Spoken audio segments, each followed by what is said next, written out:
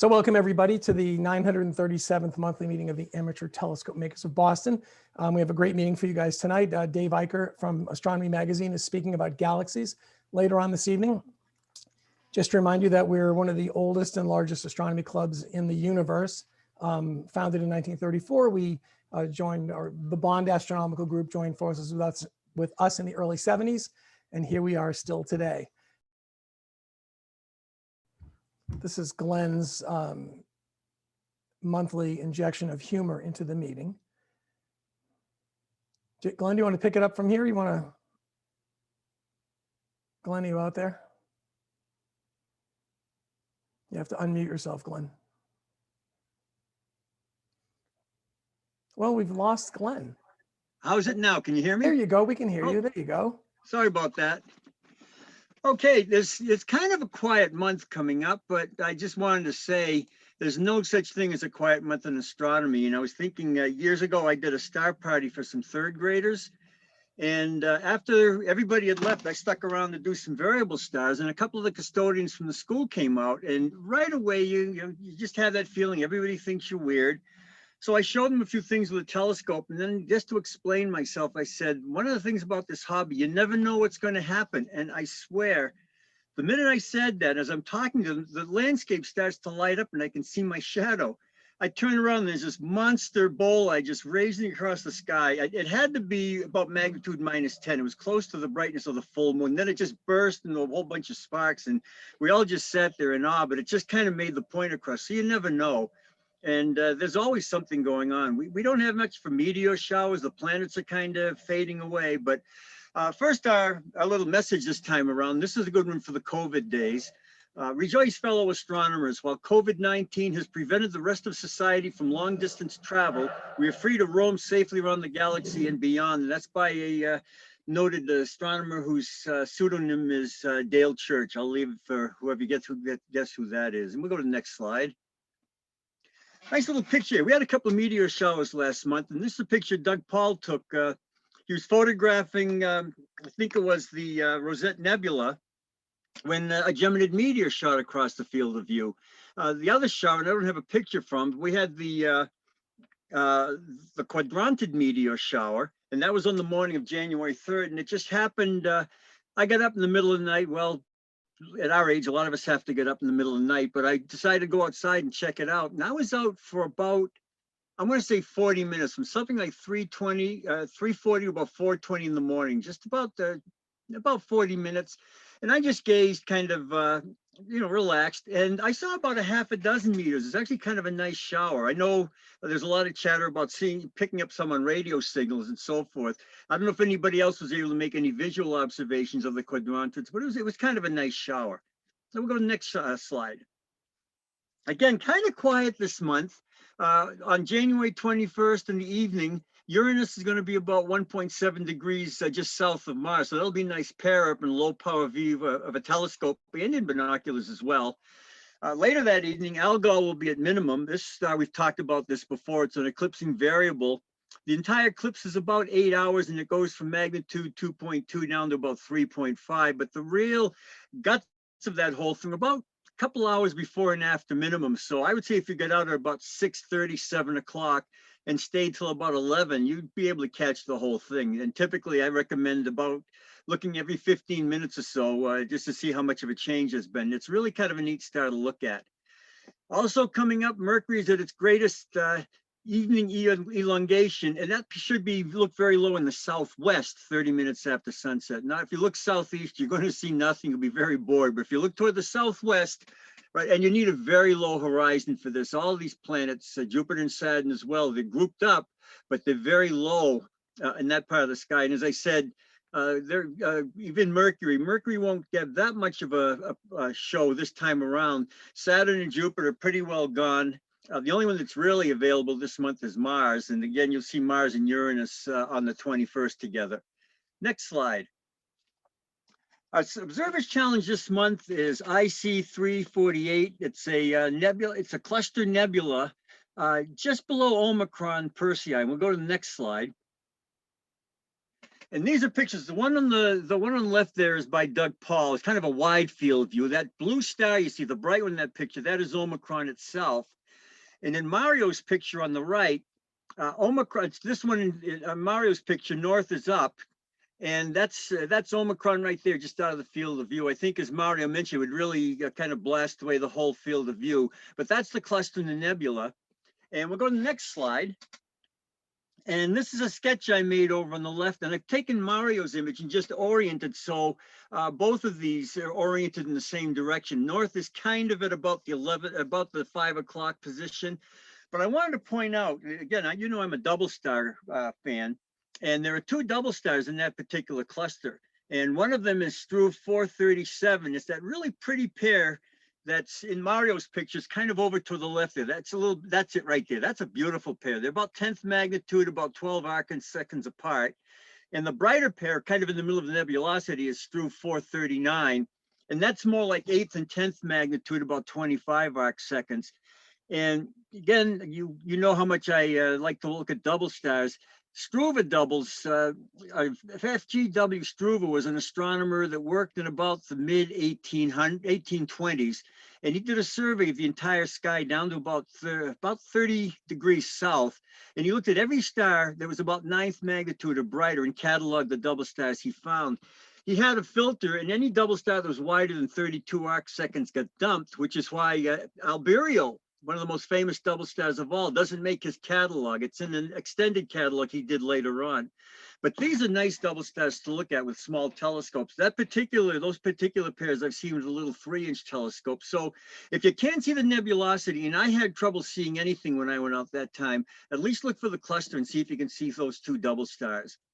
The only other thing I wanted to mention, I said that it's kind of a quiet month, but SS Cygni, Joseph Rothschild just sent in a report. He had the star up again. It was having another outburst. And since we started looking at this star a couple of months ago, it's had 3 outbursts in the past 100 days. Typically, it has an outburst about every 50 days. So it's going crazy, a lot of activity. Unfortunately, Cygnus is starting to disappear over in the northwest sky. It'll be back again in the spring. But for some of you with a very open northern horizon, since this area is almost circumpolar, you might be able to pick up SS Cygni even somewhere around the middle of the night. So it's definitely a star to keep a watch on. And that's about all I have. So please keep looking up. I was going to add to that, since it's such a slow month. Of course, everybody by now has received their 19 plus objects for January. So there are some fun things to look at on that list that I send out every month.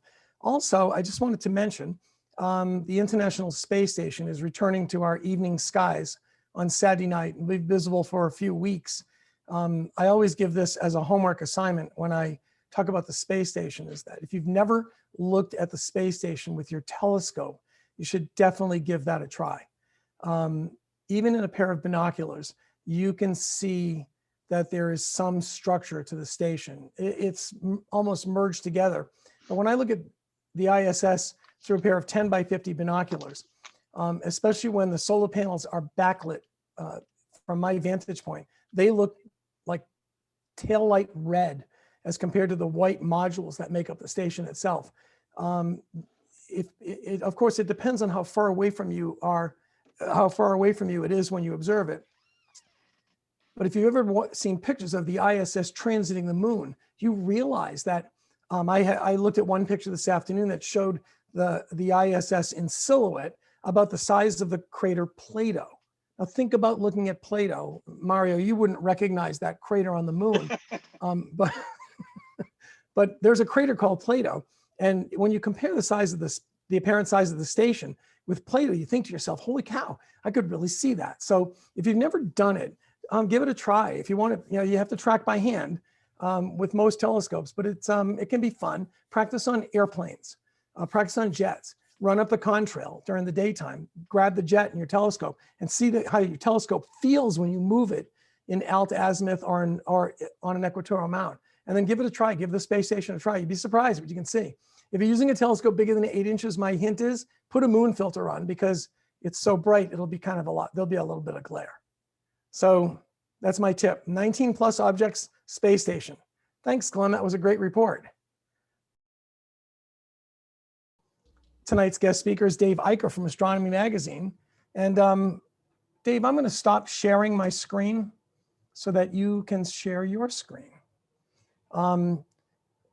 Dave Eicher is very well known, one of the most widely recognized astronomy enthusiasts in the world. He's been with Astronomy Magazine for 36 years and has been the magazine's chief editor since 2002.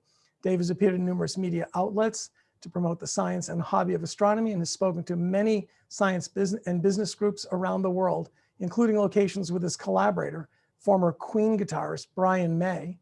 Dave has written 15 books on astronomy, including Galaxies Inside the Universe's Star Cities through Penguin Random House. He's also written 9 books on American history.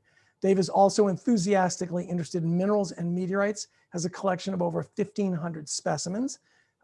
He's an accomplished rock and blues drummer and lives in, I'm gonna mispronounce it, Waukesha Township in Wisconsin, which is near Big Bend. In 1990, the International Astronomical Union named a minor planet, 3617 Eicher, for Dave in recognition of his service to astronomy. And Dave's going to talk about galaxies tonight. So I know you're all muted, but let's give Dave a nice round of applause and welcome him to the Amateur Telescope Makers of Boston. It's a pleasure to be with you all. Sorry for the momentary delay. I've known some good friends in your club and known about your club, of course, for many, many years. Glenn Chappell, who's here with us tonight. I think I got to know Glenn when I was about 16 or 17, when he started writing for my little publication, Deep Sky Monthly. You remember that, Glenn? Was that all a dream? Oh, he's muted. So anyway, that was many, many, many, many years ago. Can you all hear me okay, by the way? Yep. Okay. Yes, absolutely. And back in those dark days, many years ago, when I was young, I had a favorite book, among others, and it was called Galaxies by Tim Ferriss. You may know of this book. It was an oversized book, and it had a fantastic summary of galaxies and what we knew about them, and pseudo three-dimensional diagrams of objects within the Milky Way and the local group and the spatial relationships of galaxies. It was just incredible. I loved it as one of my favorite books growing up with this passion of astronomy. And I always thought, well, you know, someday I'd like to kind of write a sequel to that, you know, with some homage to Tim Ferriss. And so if I can do a very brief, shameless plug, someday was this past year, because Random House published this update, which looks at the science of galaxies in the last generation. And you wonder how much can change really about our knowledge of galaxies in 40 years. Well, it turns out everything, essentially. But tonight I'd like to talk about a few of the advances that astronomers have made, chiefly even in the past 10 to 15 years. Our knowledge of galaxies, their evolution, their fate, how they work really, and what their constituents are, really has changed fundamentally over the last 10 to 15 years. And so it's a very exciting time. As you guys know, it's a golden age of astronomy, and galaxies are no exception. So if we can go to the next slide, Rich. Thank you. I'll start, and I don't know if you guys jump in with questions. Any way you'd like to do it is fine with me, or do questions at the end and we can talk about anything you'd like, you know, galaxies or other astronomy stuff is fine too.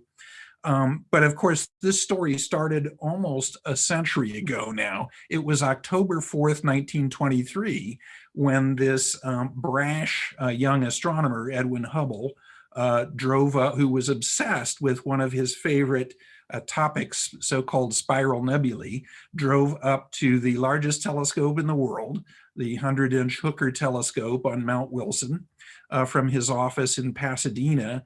And it was the fall of 1923, and made some plates. And this was a very strange time compared to what we know, of course, in terms of Los Angeles. The population was about 1 million then of the city. It was very different. Robert Millikan had just won the Nobel Prize for measuring the charge carried by a single electron and for the photoelectric effect across town. Amelia Earhart was taking flying lessons, and a young cartoonist, Walt Disney, just arrived in town with $40 in his pocket. So that was really a Western frontier, Los Angeles at that time, and Mount Wilson during that era had a reasonably dark sky by those days' standards. Of course, most people in the wake of the great debate between Curtis and Shapley still thought that galaxy spiral nebulae were within our galaxy. There was great argument over this, of course. And so Hubble really wanted to focus on these objects and what they were. As you probably know, on October 4th, 1923, he took a plate and was astonished because taking it down and analyzing it, he thought he had found a nova, an exploding star in the galaxy. He then took a separate plate the next night that was a better quality plate with better seeing on the mountain, and studied it and some others with previous plates that had been taken of the Andromeda Nebula, as it was of course then known, and found that the star was there previously and that it was of course varying in its brightness as a Cepheid variable does, named after the prototype Delta Cephei, of course. And that unlocked the key to the galactic distance scale. So really, this was a fundamental moment in the history of science and one of the most famous plates ever taken in science, that in one fell swoop, Hubble essentially discovered both the nature of galaxies, that they were very far away because the apparent brightness of this variable star was extremely dim, and he also discovered the cosmic distance scale then, as well as the nature of galaxies. So it was really an incredible breakthrough that Edwin Hubble made. It was so astonishing because Hubble thought that the Andromeda Galaxy was 1 million light years away, which was 3 times larger than anyone else had thought the entire universe was at that time. That, of course, it took a long time for most professors to accept this and to allow Hubble, with the assistance of Henry Norris Russell and others, to gain credibility. Next slide, please. Thank you, sir. But gain credibility he did, and of course it was based on Hubble's research and that of some studies that preceded him, like V.M. Slipher at Lowell Observatory, studying the recessive velocities of spiral nebulae as early as 1912, a decade before Hubble, at Lowell with the Slipher spectrograph that you can still see there, that led to the concept that the universe is expanding. And of course, tracing that backwards gave us a point that we now know fairly precisely was 13.8 billion years ago of a so-called Big Bang and the origin of the universe. Next slide, please. Well, as with all sciences, of course, astronomy for a long, long time and galaxy research was based on classification, whether it's bones or minerals or what have you. Classification of types is fundamentally important before understanding origins and evolutions often. So it was Hubble with his work, The Realm of the Nebulae. It culminated in his work in 1936. The Realm of the Nebulae, but his work in classifying galaxies went on for some years.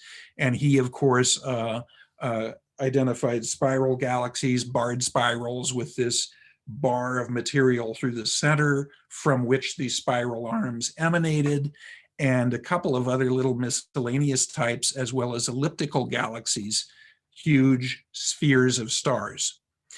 But much later, in the late 1950s, the French-American astronomer Gerard de Vaucouleurs, who I had the pleasure of knowing when he was an old man toward the end of his life, he came up with a much more sophisticated classification system that we still, in essence, use today. You may have seen this classification of the so-called cosmic lemon, of a huge number of artifacts of properties of galaxies, arms, the condensation of the nucleus, and other types of phenomena set up with slices within this lemon that show the relationships of galaxy types.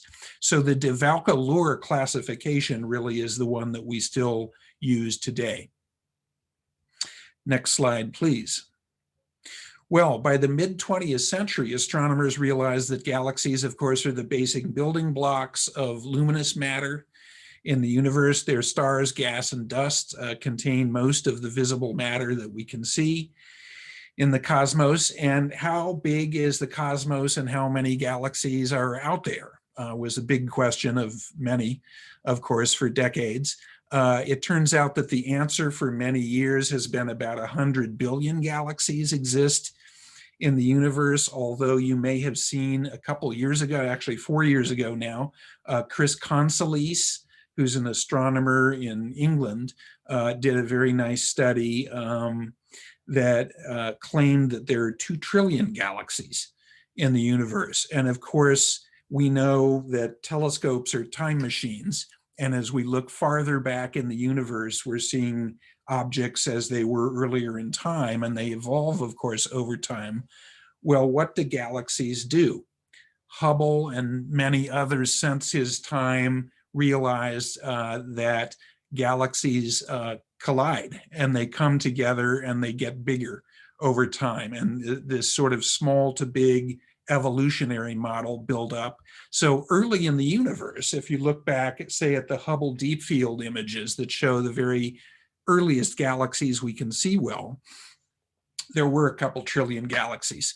But if you look around closer to our time, close by in space, the present day, if you will, there are about 100 billion galaxies we think that exist now. Next slide, please. Well, where do we start with understanding galaxies? At home, the Milky Way. And unfortunately, of course, it's very difficult, notoriously difficult, to understand the structure of a galaxy when you're inside it.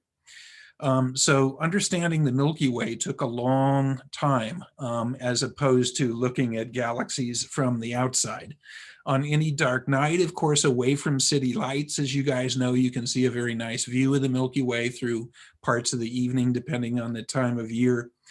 It's our galaxy, of course, viewed from within the disk of our galaxy. You can see copious amounts of dust, of course, within it from a dark sky site. And we think there are about 400 billion stars in the Milky Way, although nobody knows because the most plentiful stars, red dwarfs, are dim. And so they're hard to see, of course, over long distances. But there are several hundred billion stars, probably, in our galaxy.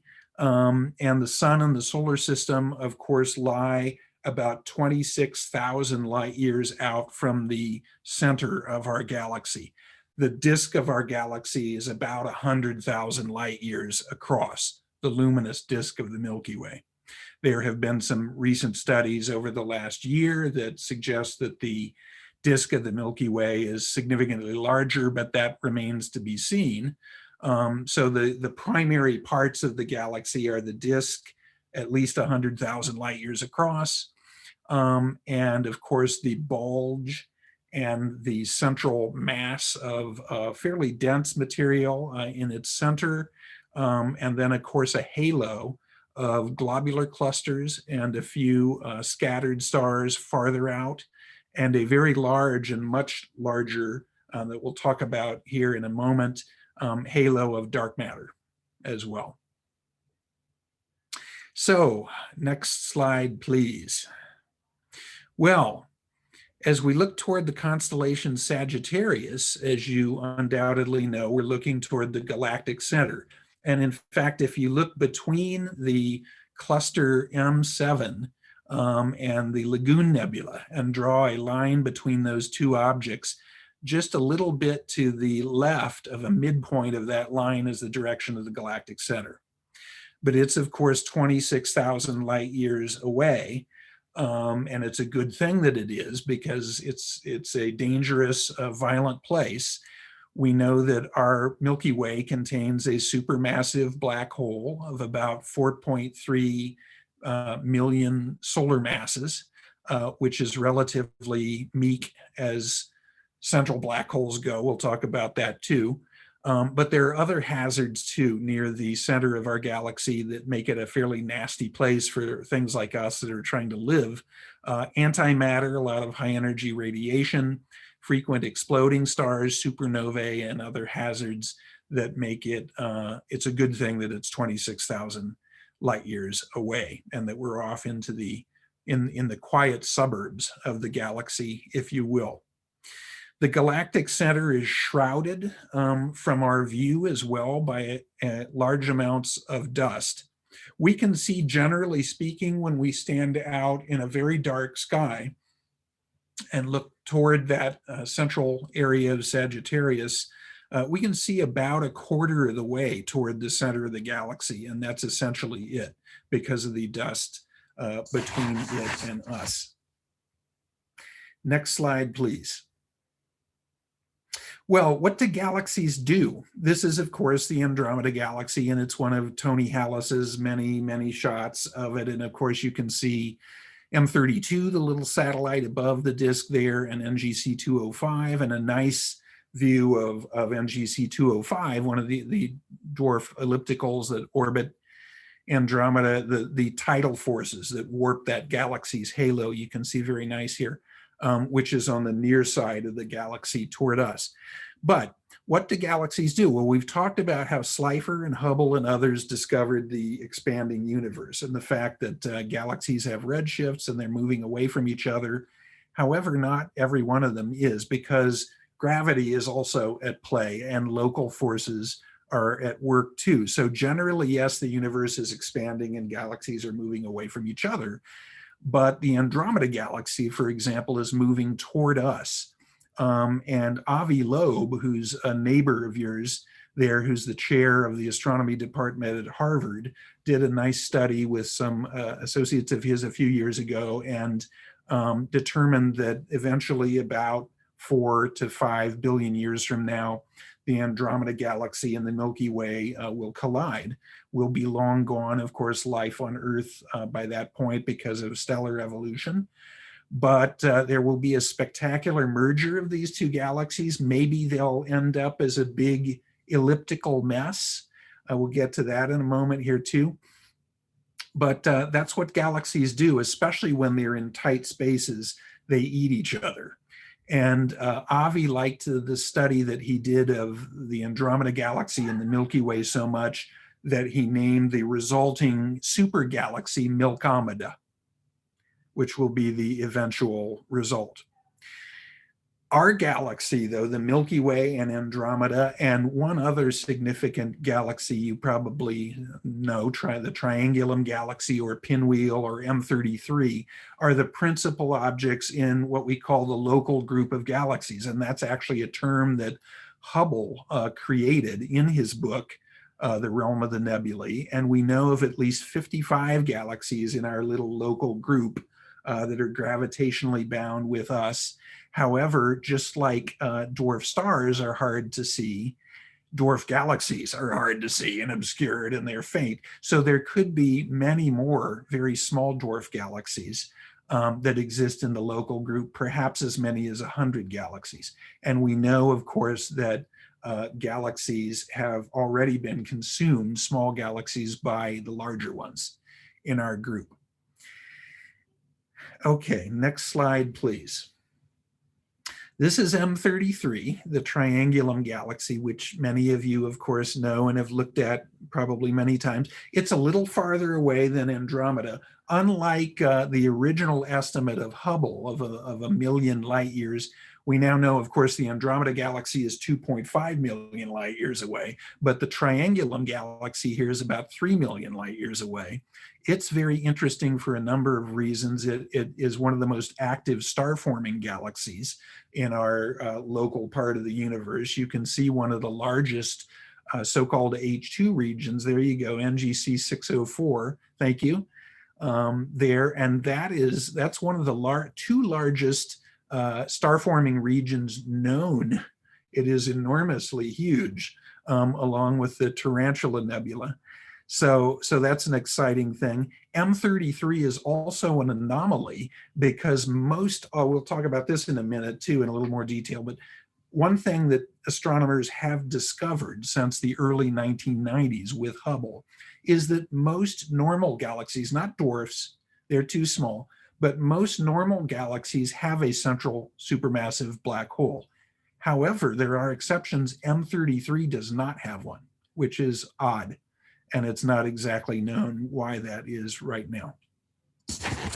So next slide, please. Don't worry, we're not going to cover all 100 billion galaxies here. But funny things can happen in space, even though it's expanding universally. So although they're generally separated by vast distances, and despite the fact that galaxies are moving apart from nearly all other galaxies, they do undergo collisions. And we're fortunate. We're in an era here of some billions of years to come where we can see lots of galaxies. Eventually, that won't be the case, many billions of years from now. So we're in a good time for observational astronomy. And we have lots of great, bright examples of interacting galaxies in our sky. This, of course, is the antennae galaxies in Corvus. And as I mentioned, gravity, of course, is a force drawing them together on small scales. We know that the history of galaxy evolution is one of collisions and building up objects from smaller ones. And so the sky offers many, many of these to look at. Next slide, please. Galaxies often merge to form larger structures. It's not a terrible thing. It's simply what they do. And it's not known precisely, but the age of the disk of the Milky Way, which is interesting to think about, is something on the order of about 9 billion years. Which is unusual because globular clusters have stars, of course, that are much older than that. But what's interesting is that astronomers think that the Milky Way may have been built out of perhaps as many as about 100 very small proto-galaxies that originally came together to form a disk galaxy of this. And as I mentioned, we will eventually end up in a colossal merger, the Milkomeda. Next slide, please. Well, as we move further out into the universe, we encounter, of course, larger structures of galaxies. Our local group is about 10 million light years across, the diameter of the local group of galaxies. As you know, probably most all of you, the Virgo cluster is the nearest rich cluster of galaxies to us in the cosmos. The center of the Virgo cluster is about 54 million light years away, so about 5 times the diameter of our local group. And it contains about 1,300 galaxies, of course, many of which can be viewed in amateur telescopes from a dark sky site. And it offers something really neat for us to explore, chiefly in the springtime evening sky. Next slide, please. Well, the Virgo cluster contains all kinds of galaxies, the entire spectrum of all sorts of peculiarities as well, including one of the largest nearby galaxies, M87. I don't know if you can see that, but with the resolution of the screen that we have broadcasting here, right down very close to the center of this galaxy on the upper right side, you can see a little bright jet. Can you see that okay? It looks like you can. Rich, you're pointing it out. That's actually the jet of material that's being ejected from the central supermassive black hole of M87, material that is at supersonic speeds and is not falling into the black hole's event horizon, but is being shot outward. So that's pretty incredible that we can see that in a high-end amateur image here, quite incredible. M87 is, of course, one of the nearest giant elliptical galaxies to us. It's about 120,000 light years across, so not appreciably larger than the Milky Way's disk, but it's an elliptical ball, a football of stars. So the volume of stars and gas is immensely larger than a disk galaxy like the Milky Way's. This also has a black hole that dwarfs ours in its center. It's about 3.5 billion solar masses, the central black hole. So something on the order of 1,000 times more massive than the Milky Way's.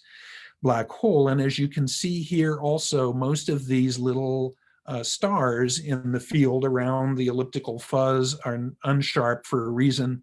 They're globular clusters. And unlike the Milky Way's couple of hundred, thanks Rich, couple of hundred globular clusters, M87 has a cloud of about 12,000 globular clusters. So it is a colossal mega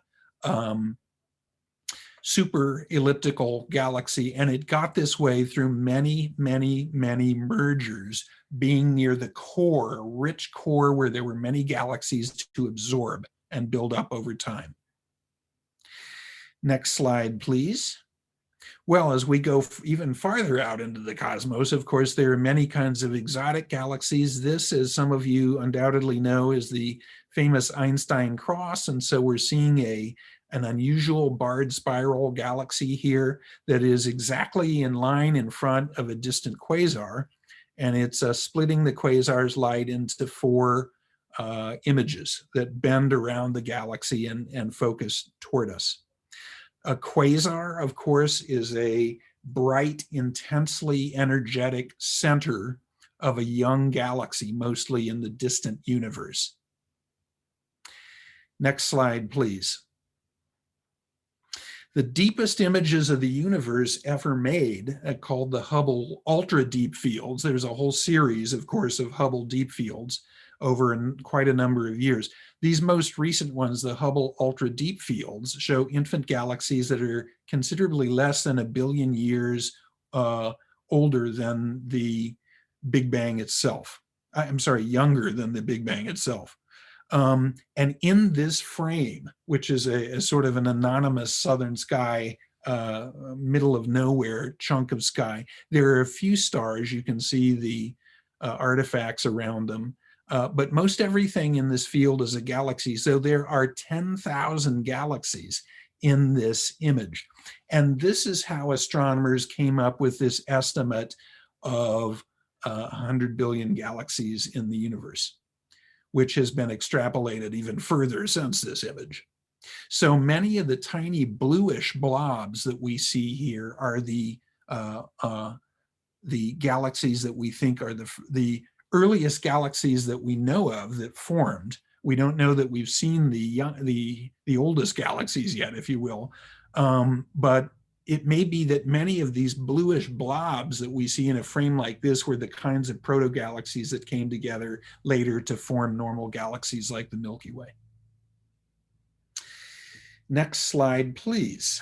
Well, we mentioned quasars, and this was not only a mess that Edwin Hubble and others got into, but in the early 1960s at Caltech, the astronomer Martin Schmidt was minding his own business and doing research on radio sources. And he found that there were some intensely bright, of course, unbelievably energetic and very, very distant radio sources that he stumbled across in the third Cambridge catalog of radio sources. So what were these? This is 3C273, one of the most famous earlier ones, along with 3C48 and others. You can see a jet down near the bottom of this picture as well coming toward us, that is material being ejected from this object. He named them, of course, quasi-stellar objects that came to be shortened to quasars.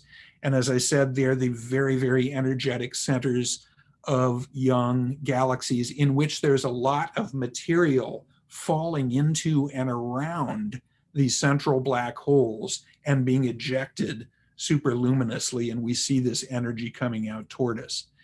So what happens with all of these objects? Well, this was a mystery to astronomers for many, many years. We had quasars, we had BL Lacertae objects named after what was thought to be a funny variable star in the northern sky. We had Seyfert galaxies named after the American astronomer in Nashville, Carl Seyfert, a whole spectrum of high energy, weirdo, distant objects. In the 1960s and 70s, they stumped astronomers as they cataloged them. And by the 1980s, and especially late 1980s, it became clear to astronomers that these were really all the same phenomenon viewed from different geometries. These were all the results of these quasars that were ejecting material. So we now know that most galaxies have quasars in their center, and have black holes in their centers that are very active, generally speaking, early in the universe, are shooting out a lot of material. They clear this material largely out from around them in the centers of these galaxies, and they become quiescent. They go to sleep unless material falls in and reawakens them. So there can be episodes of almost what's like a cosmic sickness or flu in which these black holes reawaken. That kind of thing happens often when galaxies collide. It will undoubtedly happen when our galaxy collides with the Andromeda Galaxy. Next slide, please. Well, this is a monster galaxy, and you can just look at this image, I think, and tell that something is really bad is going on here in the center of this galaxy. This is Perseus A, NGC 1275, which is the active supergiant elliptical galaxy in the Perseus cluster of galaxies. You can almost see that there's a hungry black hole engine at work here. You can see the tentacles of stuff. You can see dust. You can see the incredibly overly energetically bright center. And these emissions are happening in a very violent way. Again, this is sort of a poster child for the nastiest creatures that are out there that are undergoing this incredible burst of energetic activity because material has fallen in because of a giant collision. And in fact, we think now most all galaxies form as spirals dynamically. And ellipticals really are the results of mergers. So that was not known for a long, long time either. Next slide, please. Galaxies exist generally in a balanced state of equilibrium. Stately grace and internal upheaval are always options that are happening, but sometimes, as I mentioned, through their lives, they go through crises, and their engines can reawaken and become energetic and distort their environments when they encounter each other too closely. Next slide, please. This is one of my favorites, Centaurus A, you undoubtedly know in the southern sky. This is perhaps something like what Milkomeda will look like. We've got this giant elliptical galaxy that's a big disorganized mess structurally, and the collision here that formed Centaurus A, presumably, has created this surge of star formation along the edges of the dust band that you can see that's projected out in front of the center of this galaxy. So, you know, we don't know structurally at all, but maybe Milkomeda, maybe eventually the Milky Way and Andromeda will end up looking something like Centaurus A. Next slide, please. Well, this is a familiar Whirlpool Galaxy, of course. Another nice little interacting galaxy, by the way, with the little guy NGC 5195 moving past and drawing material off of one of the arms of the Whirlpool itself. But let me just step back and mention our colleagues in the 1970s, Andre Linde and Alan Guth at MIT and others coming up almost simultaneously with the concept of cosmic inflation, which now we believe, almost all cosmologists believe, have high confidence in cosmic inflation, although we don't know, it's a hypothesis. But that's the idea that the universe, when it was very, very small, hyperinflated into about the size of a grapefruit, a very tiny fraction of a second after the Big Bang. And that explains a lot of what we see observationally. We won't go into all that now. But if inflation is true, what it means observationally is that the visible universe that we see is not the entire universe. So there's a reasonably high confidence that that's true, that the visible universe that we see in those 100 billion galaxies or so, and maybe 10,000 billion stars, if we average out the star counts in galaxies, are not the whole cosmos. In fact, the cosmos could, and this is where you get into things that are true mathematically and cosmologically, but they sound like nonsense. And you can sit there and talk to, Alex Filipenko about this. The universe could be infinite, in fact, as crazy as that sounds. However, let's just say conservatively, there are 10,000 billion stars in the universe. We see planets, of course, abundantly around us, generally nearby us in the Milky Way, as we're able to detect more exoplanets. We now know that life is very gregarious and exists in all sorts of extreme environments as we explore them more on Earth. And that although it's a long way to go from amino acids to self-replication, we know that the organic compounds that are important for life exist abundantly in the solar system, in comet samples that have been returned to us and so on. So, are we the only place? Where could life exist in the universe? With 100 billion galaxies and 10,000 billion stars, and a history, a heritage of us thinking we're in the center of everything and turning out to be wrong, step by step by step. How much life, and I'd like to hear what you guys say too, if we have some Q&A, how much life do we think is out there in the cosmos? It would be awfully bold, I think, to think that there isn't a lot of life out there, and even intelligent life out there, as well as simplistic microbial life. Shouldn't life be common among galaxies? Although again, the cosmic distance scale is unbelievably large, and we can talk about that as well. So, flying around and, having other life land in Central Park and having dinner at, 21 with them is unlikely, but that's something I'd like to hear your opinions on as well. Next slide, please. Well, many of these ideas about galaxies are relatively new in the last generation. One of them is very, very new, and that's the idea of galactic habitable zones. If life exists in galaxies, where is it likeliest to be? Rocky worlds, we think, offer the best hope, and these mean metal-rich stars. A galaxy like the Milky Way may have something then of a habitable zone of maybe chiefly in the spiral arms and from about 10 to 30,000 light years out from the center. So that would put us relatively far out in what would be the likely habitable zone of our galaxy.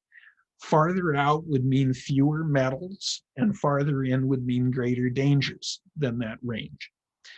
But 100 years nearly after Hubble's fundamental discovery, we still have a great deal to learn about galaxies, although we've made gigantic steps, chiefly in the last 10 to 15 years. And with that, thank you very, very much. It's been a pleasure to speak to you tonight.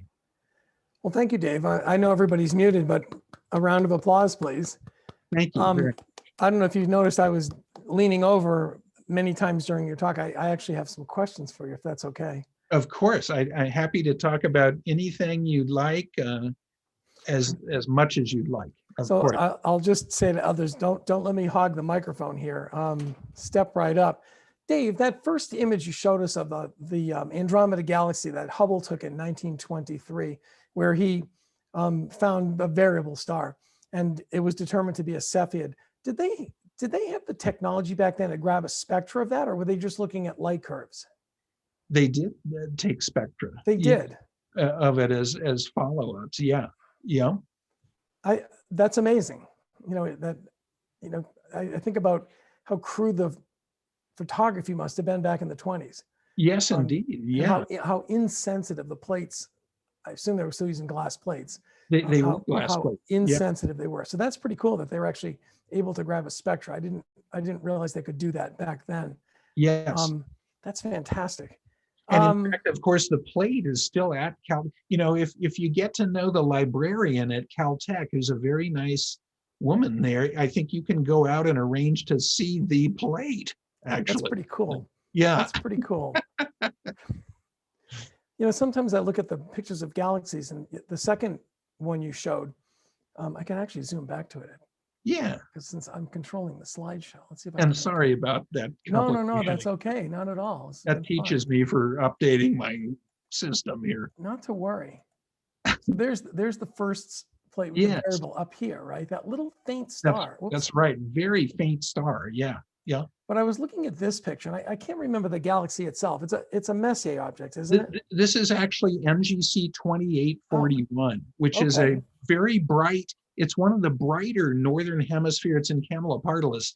It's one of the brighter non-Messier galaxies. It's a very good one.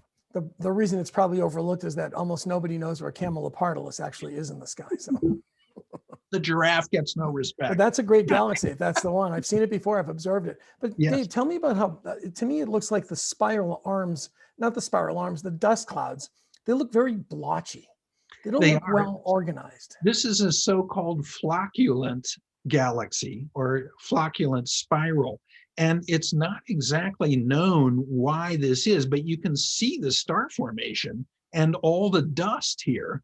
And it's very tightly wound, which is one of the attributes that Hubble didn't pay any attention to in his time. He had enough to worry about. And de Vaucouleurs finally got to how tightly wound are galaxies as one of his criteria as well.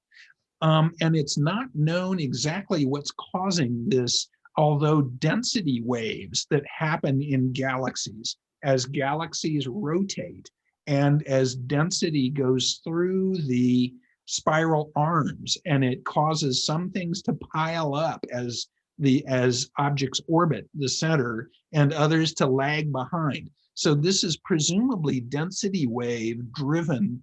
I wouldn't call this a starburst galaxy like an M82, or something like that. But there's a tremendous active amount of star formation going on because of the density wave attributes of this galaxy. And that's a very good observation, Rich, of this. And this, again, is not something that's completely well understood why it's happening. You can see all the pink spots of star formation, those right? H2 regions, exactly. There's a lot of those. It's very, very active. And normally in a normal mature galaxy, the rate of star formation is not very much per year, but here this one's going crazy with star formation. So I think it's a density wave phenomenon, but it's not well understood yet. That's pretty cool. Another example is the Sunflower Galaxy. Yes, that's right. M63. Exactly. Yeah. Let me go up Very, to this. very similar. Yeah. Let me go up to this. So here we are back at the Andromeda. Yeah. First of all, I'd never seen these tidal disruptions here. That's pretty cool. Incredible? Because NGC 205 and presumably M32 as well will eventually be eaten, by the major galaxy, of course. But you can see in Tony's deepest shots, this thing, you can almost feel how NGC 205 is being tugged on, and you can see that the axis of that faint outer envelope is completely different than the bright denser star forming region of the dwarf itself, which is amazing. You can almost see it being pulled. Sure. There. I love that you can see the great distinction between the star populations, those in the center versus those blue stars out on the spiral arms. Mm-hmm. That's pretty cool.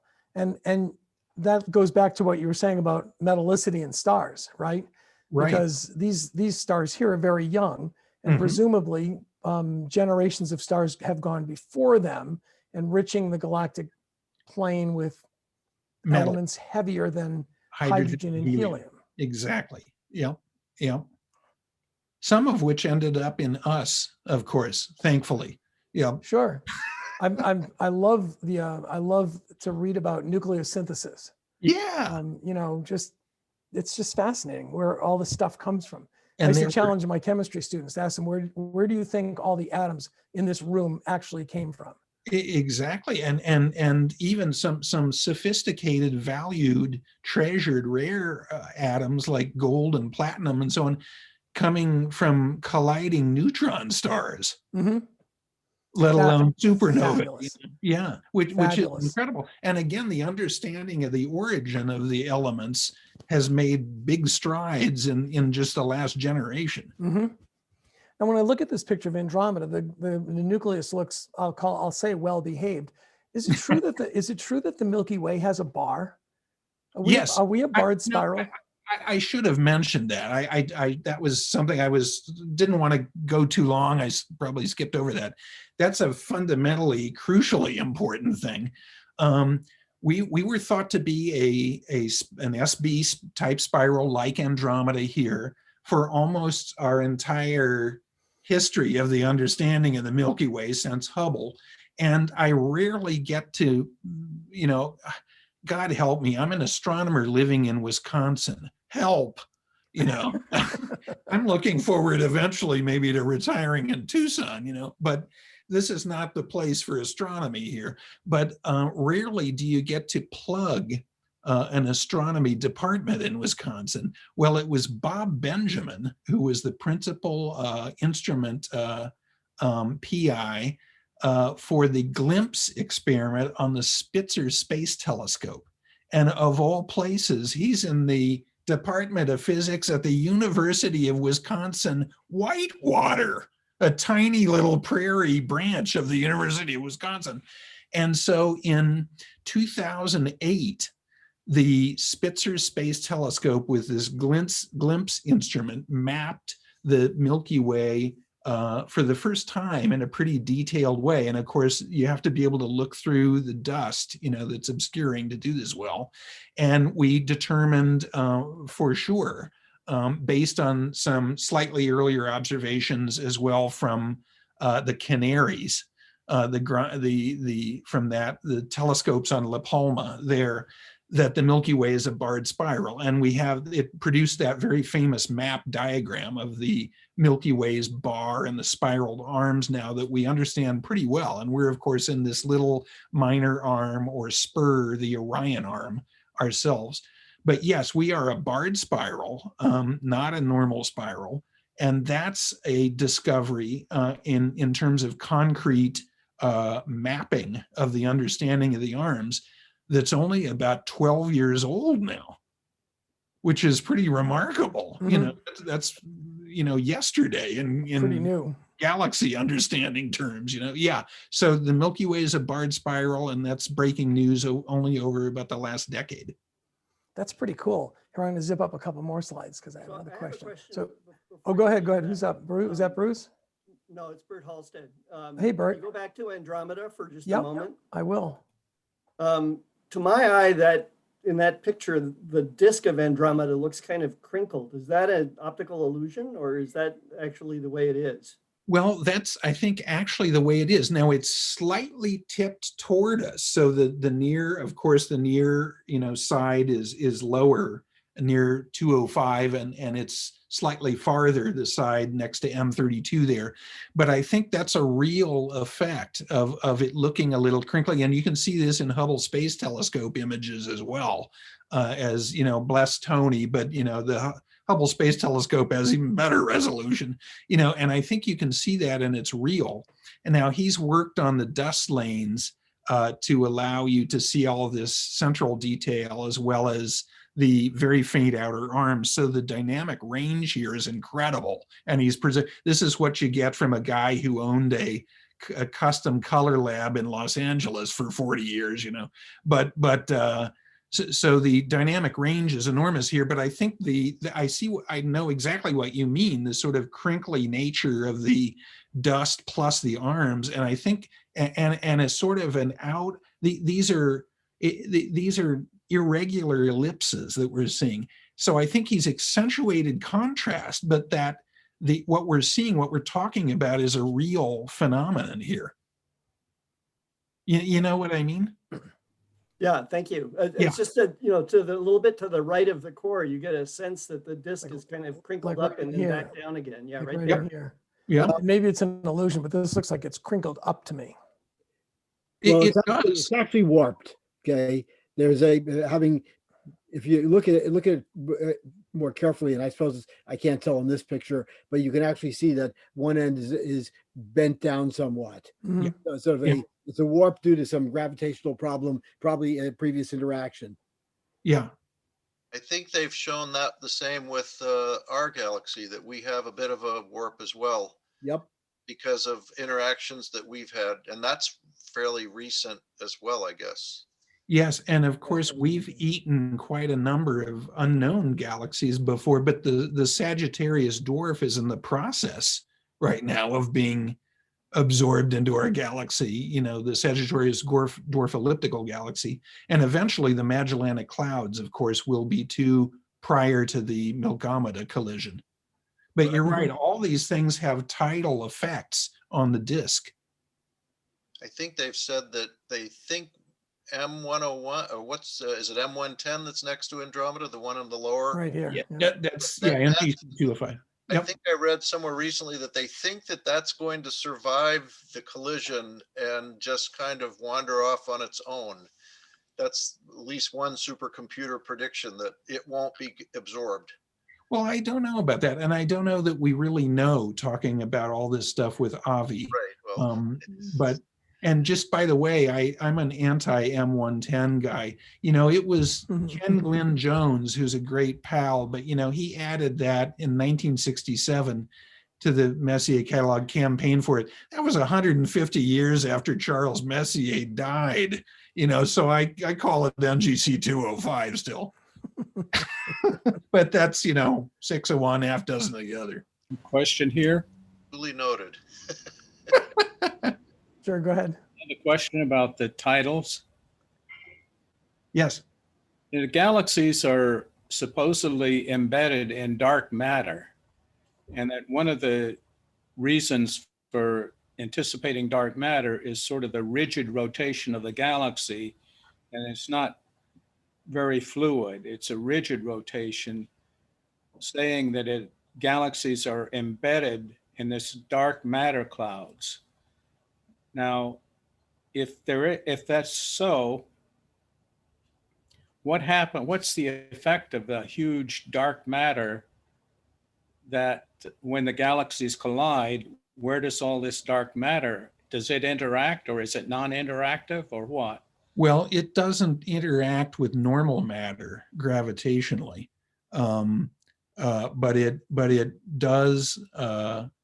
The dark matter envelopes of the two galaxies will presumably merge, and that'll happen long before the bright parts do. But I think at the start of your question, it's true. Vera Rubin, was the one who really demonstrated the existence of dark matter with her Carnegie team in the 1970s. But it goes all the way back conceptually, dark matter, to Fritz Zwicky and Jan Oort in the 1930s, of thinking that there had to be this dark matter that existed, and you can see it in the rotation curves of galaxies. Well, that was borne out by Vera Rubin and others. We still don't know what dark matter, it consists of, is the problem. We know that it's a significant part of the mass energy of the universe, nearly a quarter of it. And in the 1970s, theorists came up with this. Let me step back 1 second. It's probably not massive stuff in any way, shape, or form at all. Almost all of that stuff has failed. So in the 1970s, even while a lot of this other stuff was being debated, particle physicists proposed the axion, which was a subatomic particle. Nobody has ever seen one still, but it would explain the behavior of dark matter. But it doesn't really have to interact in a normal way that we think of with bright matter. But we believe that subatomic particles like this hypothetical axion must make up dark matter. We know the dark matter halos have to be there. But you can have gravitationally rotating bright baryonic matter in galaxies interacting in peculiar ways, fairly unaffected by these dark matter halos on the scales of galaxy disks. So it's not like one big rotating thing that's all locked together and and therefore the disks of the galaxies have to be, very, in an orderly sense, maintained in order because the dark matter halo is there, which I think is sort of how the question started, unless I misinterpreted. No, that's correct. I was wondering what the interaction was, if they do sort of interact in a peculiar way. I mean, the rotation is a peculiar rotation because it's in the dark matter cloud. What is the interaction? And you say it is not really that interactive. The dark matter doesn't interact gravitationally. Well, let me quote Jay Gallagher, who often would start to talk about galaxies and say, let me just cut to the chase, nobody knows, but presumably the interaction is relatively minimal. And of course, distance is critical in terms of gravitational interaction. So the stuff that's very close in the disk is interacting. This bottle of Gatorade has a hell of a lot more gravitational interaction on me than Jupiter, even though it's much more massive. You know what I mean? Because of its distance to me. So there can be a lot of chaotic dynamics of the baryonic matter in the disk acting on each other, independent of the dark matter, which normally doesn't interact in that way with baryonic matter. I mean, I know that's not a very satisfying answer. It's like saying, well, the universe could be infinite too. That's totally dissatisfying, on a human level too. But I think that's how we understand it right now. Well, consider that the dark matter is imagined to be a rather elliptical blob, okay? And what's going on there is that it's producing a mean field, okay, mean gravitational field, which Yeah. changes the distribution of the gravitational field, but does not change the fact that there's a disk, for example, and the disk can warp. Yes. That's what's going on, really. Yeah. Hey, I had a question. You mentioned that M33, the Triangulum Galaxy, unusually does not have a black hole, and I was wondering, is it so obvious with all the other galaxies that the black holes are there? In other words, what's missing? Well- What do we not see in M33 that we should see? Well, we don't see the motions near its nucleus that indicate that there's a very, very massive and fairly small object there. But just to step back 1 second, remember black holes conceptually, were conceived of by John Mitchell, an English natural philosopher, more than 200 years ago, and there was no evidence at all for any he called them dark stars that would be regions of collapsed gravity that were so intense that basically described a black hole. But there was no evidence for a black hole at all of any kind until things started accelerating with these weird discoveries of a number of things at the end of the 1960s. And it was it wasn't until 1975 that Stephen Hawking and Kip Thorne made this bet over Cygnus X1, which was the first good candidate black hole. It was a stellar black hole, of course, in the Milky Way, that it would be a black hole. And of course, they both believed really it would turn out to be a black hole. But for fun, they made this bet, of course, and Stephen wagered that it wouldn't be, and Kip, wagered that it would be, and Kip, Stephen wanted a subscription to Popular Mechanics, and unfortunately for Stephen, Kip won. It turned out to be a stellar black hole, and so Stephen had to send Kip at Caltech a subscription to his winning bet, Penthouse. So that was in 1990, though. It took 15 years to definitively prove that Cygnus X1 was a black hole, was a collapsed star. Not long after that, however, the repaired Hubble Space Telescope was used by a number of astronomers. One of them was one of the most prominent ones was at Texas, John Cormandy, who's still around, still going strong. Lewis Ho and his other collaborators started finding all this evidence of central black holes in galaxies. It was M106 and the Andromeda Galaxy and the Milky Way, and then a whole slew of them in the early 1990s. And it was these orbital velocities of stars and gas that could only be explained by an incredibly large mass. But that's not present in M33, that phenomenon, and nobody knows why, again, yet.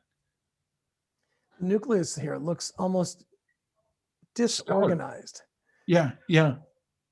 Yeah. I wonder if that's a tip-off. It just doesn't look like it has the same organization level as, say, the image we just looked at in the Andromeda. I mean, you can see a slight yellowish color, and the spiral arms do seem to wind their way in there, but it just doesn't look as organized. Could it be No. that the black hole has evaporated? Well, we don't know. I mean, it was Stephen, of course, who came up with, Hawking radiation, the concept that black holes can actually leak energy or, mass energy over time. However, the mathematics there that he worked on, suggests that, that conceptually can happen. Black holes could evaporate, but the time scale involved would be longer than the history of the universe. So in reality, they conceivably could, but in terms of the logistics of actually having a nice picnic and packing up the car in real time, they don't. So we don't know. No, Just seems like there's a lot of new star formation. If you look at this compared to the Andromeda, you have like the whole outer part of the galaxy looks like it's all brand new, whereas the center looks extremely old. And again, like we saw with 2841, look at the number of pinkish H2 regions. We mentioned NGC 604, one of the two largest star forming regions known is in this galaxy. But look at there's a huge number of star forming regions in the arms here. And, so something is creating this ongoing and recent era of star formation in M33. And it's not exactly known why, the answers to that yet. I've always thought it interesting when you talk about active galactic nuclei, quasars, and their cousins. Yep. That it always seems to me that there's a zone of time, if you will, where quasars seem to be present. Like you said, they're all in the local group. There aren't any quasars here. Right? I mean, they quiet down after a while, right? And quasars now are these sleeping, hard to detect, lots of mass there, but there's not a lot of material falling into them, and therefore not a lot of material being ejected outward to make them bright in various parts of the spectrum. So they're quiescent sleeping monsters now, whereas they were real active monsters, most of them in the early history of the universe. Well, when you look at 3C273, my personal favorite quasar, 12th magnitude, I hope everybody's seen it with their telescopes. It's a fairly easy object to find in Virgo. But doesn't that quasar vary its output in the visible part of the spectrum on very short time scales? Yep. Which doesn't that suggest that it is indeed an extraordinarily tiny object? Oh, these are incredibly small objects. The physical diameters of these supermassive black holes are, the size of, city states. They're incredibly tiny, and that blows the mind. How you can get, 1 million solar masses in that physical diameter. There's some weird physics going on there. That's right. That's right. And isn't it really, when we talk about black holes, isn't it the event horizon that really characterizes the size of the black hole? Yes. And the more massive, of course, the bigger they are. Something like M87 probably has an event horizon the size of the solar system, right? That's right. It would be much larger than say the Milky Ways. Exactly. Sure. And of course, this leads to another thing that I skipped over, that is the one of the favorite science fiction questions of everyone's, could you travel through a black hole, and could it be a wormhole and you end up somewhere else in the universe? The whole industry of making sci-fi movies would be ruined if no one believed in this, not really, but and it depends. I mean, a stellar black hole would pull you into a string of protons, as you approach. So that would kind of ruin your day. But you could pass through the event horizon of a supermassive black hole and conceivably not even feel it gravitationally, that you had passed into the event horizon. But the problem is then the singularity would get you anyway. Sure, there's no warning sign. Right. Event horizon up ahead. So mathematically, hypothetically, you could talk about wormholes and and bridges and so on. In reality, that's probably not going to work. And Stephen and Kip have talked, at great length about that as well. So it's a good story and it's a good thought experiment. But it doesn't really work probably in practical terms. It's like the postmodernists of, well, what if everything I'm go through in my whole life is an illusion and you're not really there, and it's, as Jeff Hester likes to say, well, you can test that, by stepping out of a 10-story window. Most people don't take that test though. That's right. Yeah. So, I mean, we can have a lot of fun with these things, but probably the universe does have some limits of physics. I have only 2 more questions for you. I want to zoom up a little bit. Well, maybe to that one, but let's go. This is the 3C273 image, 2 billion-ish light years away, right? Yes, that's right. And the closest, the brightest quasar in our sky. Right. Like I said, it's about 12th magnitude. Yeah. It's pretty easy to spot.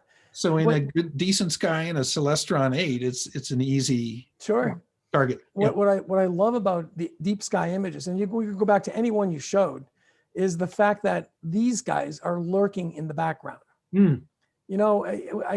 My take on galaxies is that I know there are some big ones and there are some small ones and there are bright ones and faint ones, but on these scales, faint does mean far. And so when you look at some of these deep sky images, you really get a feel for, this guy is relatively close at 2 billion light years. Look at how far back these guys are. And it's even worse. If I go back to the Hubble deep field image, some of these galaxies are incredibly far away. This is a nice, 3D kind of view through time here. And when I see images like that, it makes me think and cross my fingers, maybe this year, the James Webb Space Telescope will find its way out to L2. And with its infrared capabilities, I know one of the things they're looking forward to is looking deep back in time at the highly red-shifted galaxies to get some idea of what the really early universe was like. That's right. And that brings up a couple of things. Number one, I can give you a sneak peek. John Mather, who's the project scientist of Webb, who's a Nobel Prize winner, is doing a story for us for astronomy that if you read Astronomy magazine, you'll see. And he absolutely claims we're going to launch in October. So we'll see. But that also raises a very critical point. And of course, there are a lot of areas where the Webb is going to do a lot of great research, even exoplanets and things that are close to us. But a fundamental reason that the Webb Space Telescope was planned the way it was is, here's a question. What's the formation sequence in the early universe? We're looking at some galaxies here that are only a few 100 million years younger than the Big Bang, we believe. But what came first? Galaxies, and then the black holes within them and stars formed in their disks. Stars that then gravitationally, accreted into galaxies. Black hole seeds that formed around which normal baryonic matter then accreted and formed galaxies. Nobody knows what came first, what the formation sequence in the early universe was. We haven't seen the first stars or the first galaxies. We don't know how black holes first came to be. So that's one of the fundamental questions that Webb is supposed to answer. I've been looking forward to Webb's launch for a long time now. I can't wait. I cannot wait. I just wish it were brighter out at L2. I've always imagined that we might be able to see it, but I actually spoke to some of the engineers down at the Space Telescope Science Center in Maryland, and the engineers told me that they expect that it will likely be on the order of 20th magnitude when it's out at L2. Yes. It'll be in a weird, like 3-dimensional Lissajous orbit around L2 to keep it where it belongs. it's just such a cool thing it's such an engineering marvel if they actually pull it off. Amazing. And just getting it launched and then in its proper configuration. There are a lot of people, we're all going to be holding our breath, I think. That's right. That's right. Yeah, It'll take a while to get out there, and all the yeah. way out, it's unfurling and unfolding. Right. And It's going to be, if I don't want to say anything, but if it's all flawless, it's going to be a hell of an amazing thing. it will be. It I really think will be. I think if they pulled off that crazy Mars landing, which they're about to try again in the near future, dropping the basically the SUV down onto the planet using like cables and a retro rocket system, Yes. then I'm kind of looking that, yeah, the Webb telescope will work. These are some fearless engineers. Yeah. Yeah. I mean, when I saw that design for the Mars lander, I'm like, there's no way that's going to work. And it worked flawlessly. It was beautiful. They're going to try that again on February 18th. So we're looking forward to that. Yeah. So Rich, if I could just switch gears for Sure. a second. Nobody's asked any questions about life, and I wanted to get to that. Dave, I get the sense, great talk, by the way. I get the sense that you're a universe is teeming with life kind of guy. I'm totally biased. I'm a biochemist. And Rich, you'll appreciate this. When I'm teaching my chemistry students about equilibrium, we always make a pit stop to do a lecture about non-equilibrium steady state, because it's probably how we're going to find life, and it's going to make a really crappy New York Times headline, right? Nobody's going to understand it. But I don't know. I mean, you get self-replication, you get a capacity for mutation, and then you're off and running. Mm-hmm. And it's really just a question about how often do we get that? We just need some data from our own backyard, I think, and it's going to blow wide open. Well, I'm not a chemist, but my father was an organic chemist, not a biochemist. But, obviously, spectroscopy tells us that the chemistry, temperatures, pressures, local conditions vary, but chemistry in the cosmos is chemistry in the cosmos, as far as we know. And just numerically, if we look at the numbers of places that are out there, I think it's, absurd not to think that there's not an incredible amount of life out there, and that it's, not ordained, but it's much easier than we might have thought some time ago to have the processes take place if the local conditions are right to get life going in a lot of places. However, again, the cosmic distance scale, life, maybe we'll find life in, Jovian or Saturnian moons if we get out there, microbes. But, maybe there's sophisticated life, all over the galaxy and other galaxies. But, SETI is really going to be the way, because traveling those kind of distances, if you take the Earth-Sun distance, one astronomical unit being a centimeter. So we've traveled as human beings a very almost imperceptibly tiny fraction of that. Well, then the physical inner edge of our solar system, the inner edge of the Oort cloud, is 10 football fields to the right on that scale. And that's a quarter of the way to the nearest star, Proxima Centauri. And the energy that would be required, let alone, forget how many Twinkies you have to put in the pantry of the spacecraft and how you get through many, many, many generations, but the energy that would be required to travel to between even the closest star systems is an absurdly large, even a fraction of the energy that exists. So I tend to think, like my old friend Carl Sagan of many years ago, that there's a lot of life out there everywhere, and we may know of it, but we'll never get to meet it. Yeah, he was pretty generous when he said we waded into those cosmic waters up to our ankles. I think it's probably a pinky toe at best, right? Yeah, I think it sounds like you and I are on the same page. Yeah. Well, there's been some chatter in the news about Proxima Centauri B, and some signal they had picked up. But no one's stepping up and saying it's extraterrestrial life. It's probably somebody's electric toothbrush 2 blocks over.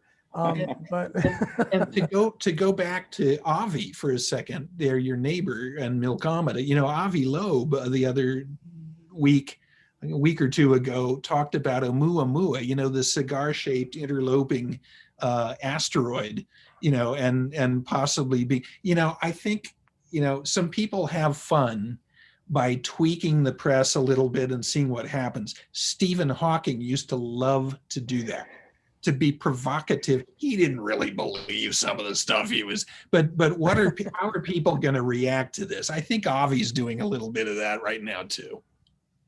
I was going to say, do you think that from a, you know, because they keep reporting it as an alien object, and the thing is I understand that the term alien means that it's not of this solar system, and yet everybody sees alien.